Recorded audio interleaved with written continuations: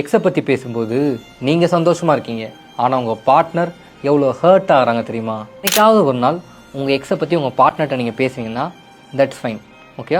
Because நம்ம யாருமே perfect கிடையவே கிடையாது. நம்ம என்னைக்காவது ஒரு நாள் நம்ம கண்ட்ரோலை மீறியோ அது ஜென்ரலாகவும் நம்ம எக்ஸை பற்றி பேசிட்டு தான் ஆகணும். அது இங்கே ப்ராப்ளம் இல்லை.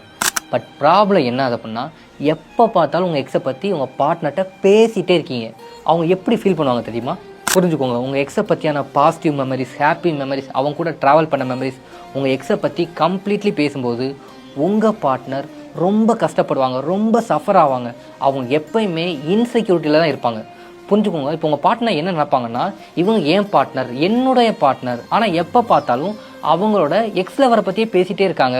அடுத்து என்ன நடக்கும் தெரியுமா? நீங்கள் ரொட்டீனாக பேசும்போது உங்கள் பார்ட்னர் உங்கள் எக்ஸோடய எல்லாத்தையும் கம்பேர் பண்ண ஆரம்பிப்பாங்க.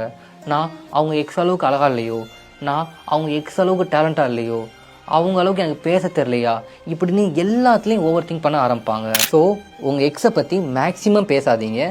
சப்போஸ் பேசினா கூட உங்கள் பார்ட்னர்கிட்ட, செல்லம் நான் உன்னை தான் லவ் பண்ணுறேன், உன்னை மட்டும்தான் லவ் பண்ணுவேன்னு சொல்லி நீங்கள் சொல்லுங்கள். உங்கள் பார்ட்னர் செக்யூர்டாக இருப்பாங்க, ரொம்ப சந்தோஷமாக ஃபீல் பண்ணுவாங்க. பாஸ்ட்டை பற்றி பேசி ப்ரெசண்ட்டில் உங்கள் பார்ட்னரை ஹர்ட் பண்ணாதீங்க.